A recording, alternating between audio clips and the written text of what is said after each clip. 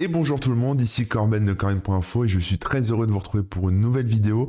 Alors aujourd'hui on va parler d'hébergement de sites statiques. Je rentre pas plus dans le détail, vous allez voir. Mais avant, si vous n'êtes pas encore abonné à mon Patreon, n'hésitez pas à nous rejoindre sur patreon.com/corben.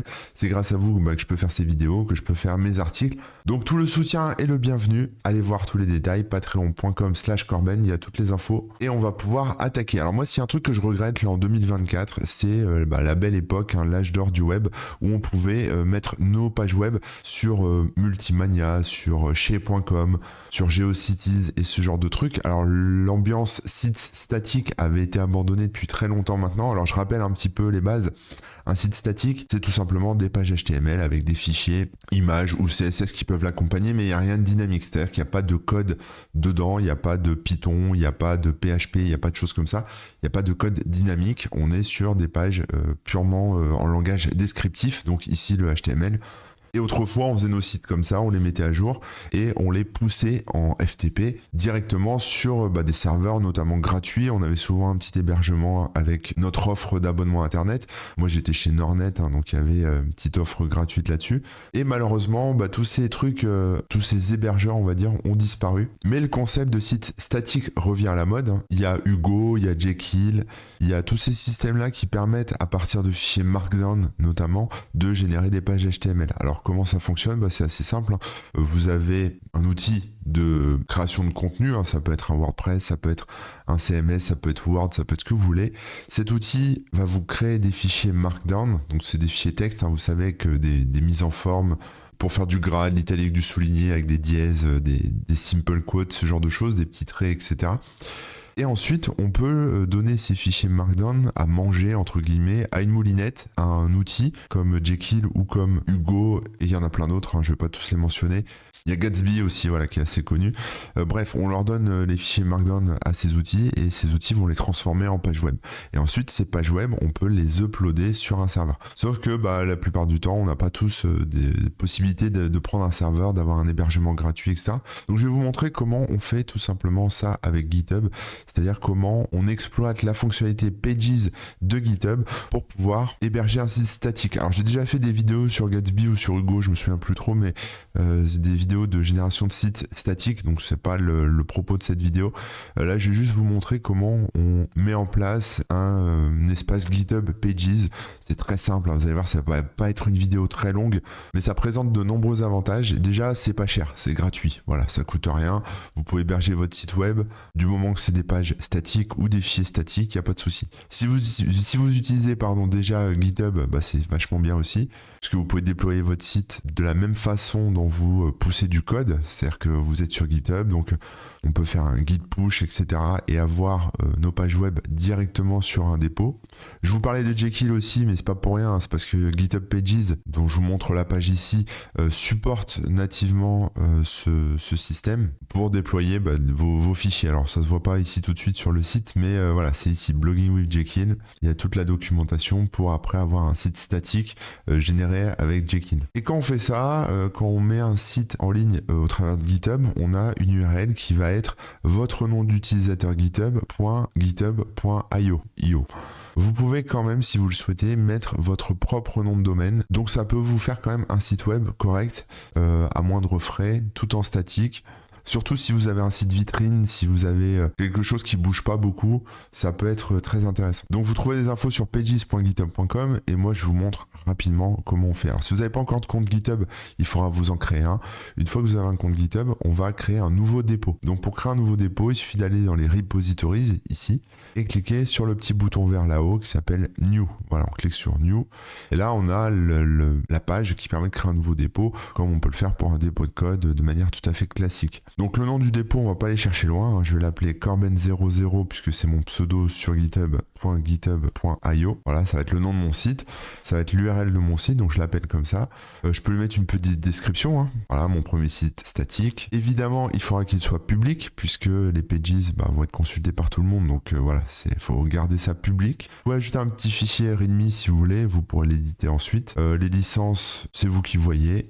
Le Gitignore, là, il n'y en a pas besoin et on n'a pas de template particulier là-dessus. On crée le dépôt, c'est fait immédiatement et donc je me retrouve avec un petit dépôt et mon readme.md qui est mon petit fichier qu'on voit ici qui apparaît. Donc je peux l'éditer, etc. Maintenant, moi, ce que je vais faire, c'est que je vais éditer mon site web. Donc pour ça, on a deux façons de le faire. Il faut synchroniser le dépôt Git sur votre machine. Donc on va le faire en ligne de commande, mais c'est quelque chose que vous pouvez faire également avec un éditeur de code comme Visual Studio.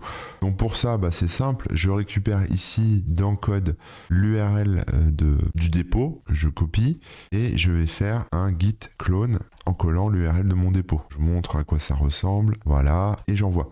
Lui va les synchroniser et normalement, si je vais voir mes fichiers, j'ai dans mes dossiers mon dossier qui a été créé, enfin mon dépôt qui est synchronisé. Très bien, maintenant je peux travailler là-dedans. J'ouvre donc mon Visual Studio qui est assez vide et je vais créer un nouveau fichier que je vais appeler index.html puisque c'est ce format-là qui est accepté par défaut sur quasiment 100% des sites web de la planète. Donc voilà, c'est index.html qui sera le premier fichier à s'ouvrir. Et là, vous faites du HTML tout à fait classique. Bon là, je vais pas m'embêter, vous connaissez forcément le HTML. Moi, je le génère avec de l'IA. C'est un outil qui s'appelle Cursor, dont j'ai déjà parlé, sur lequel j'ai fait plein de vidéos, qui va me permettre de structurer ça de manière assez simple. Ça me permet d'avoir une petite page web style mise en bouche, sans m'embêter trop avec l'écriture d'HTML. Donc il m'a créé une première structure, je lui ai demandé de rajouter des couleurs, du style, pour que ce soit un peu plus joli. On va voir ce qu'il me fait. Voilà, il me crée un petit peu de CSS dans la page. J'aurais pu la déporter dans un fichier externe, mais bon, là, pour la démo, c'est pas nécessaire.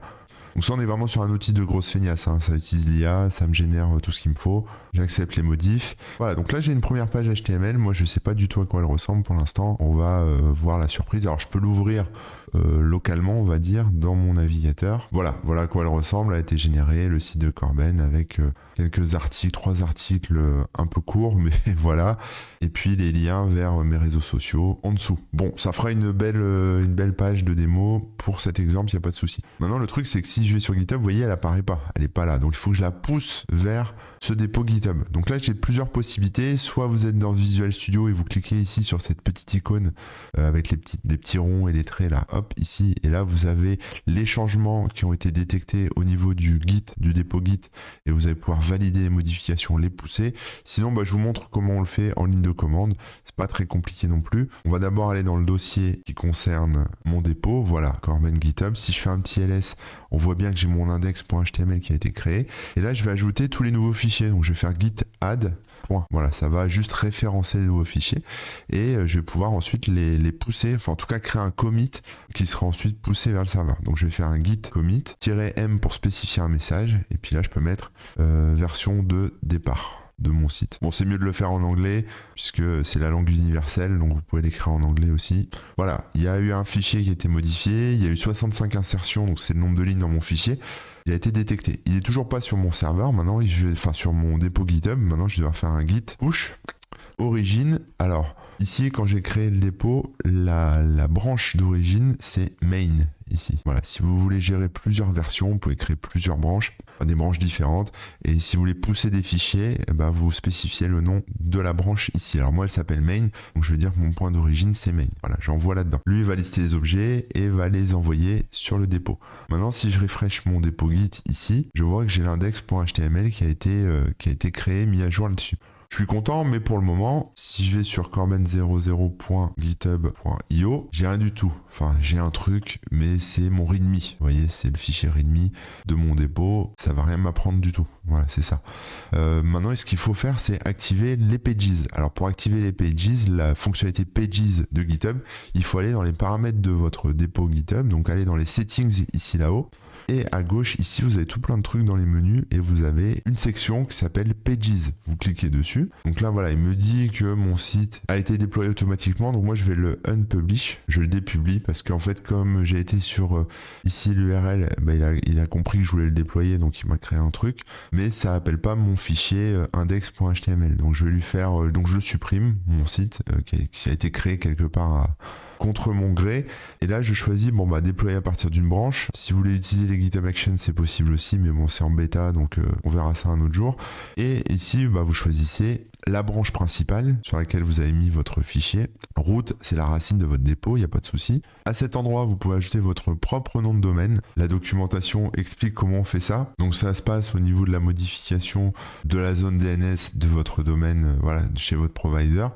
Moi, je ne vais pas mettre de domaine spécifique là-dessus parce que j'en ai pas en stock pour faire ça. Et une fois que c'est fait, il n'y a plus qu'à rafraîchir. Vous verrez que votre site est live. Alors ça apparaît pas tout de suite, attendez un petit peu, hein, c'est le temps que ça se déploie.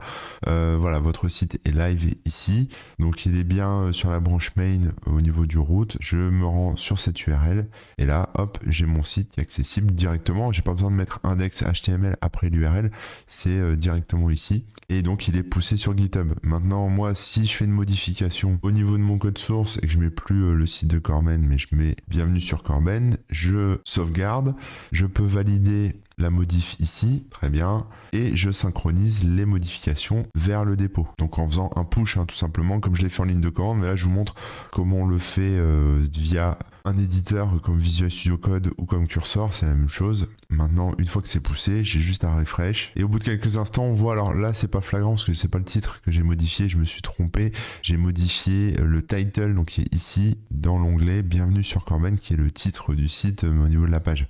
Si j'avais voulu modifier le titre, le vrai titre, bon, moi je recommence ici, je mets juste Corben pour le titre là-haut. Je valide, je mets un petit commentaire, je sauvegarde le commentaire, je synchronise les modifications, j'envoie, c'est poussé. Là, vous voyez, si je refresh, il se passe rien pour l'instant. Il faut attendre un petit peu, il y a un petit décalage quand même. Je rafraîchis encore un petit coup et voilà, là c'est arrivé. Donc voilà, il y a ce petit décalage à prendre en compte, de moins d'une minute environ. Mais comme ça, vous allez pouvoir gérer votre site statique gratuitement sur GitHub. Voilà, c'est pas très compliqué. Donc j'espère que ça vous a plu, vous avez appris des choses, que vous avez pu, que vous pourrez expérimenter ça. Pourquoi pas vous faire votre petit site vitrine et puis lier tout ça avec votre nom de domaine si ça vous en dit. Encore merci de m'avoir suivi. N'hésitez pas à vous abonner à la chaîne YouTube si vous me regardez sur YouTube. N'hésitez pas non plus à nous rejoindre sur patreon.com/Corben. Merci pour votre soutien et à très bientôt. Allez, ciao.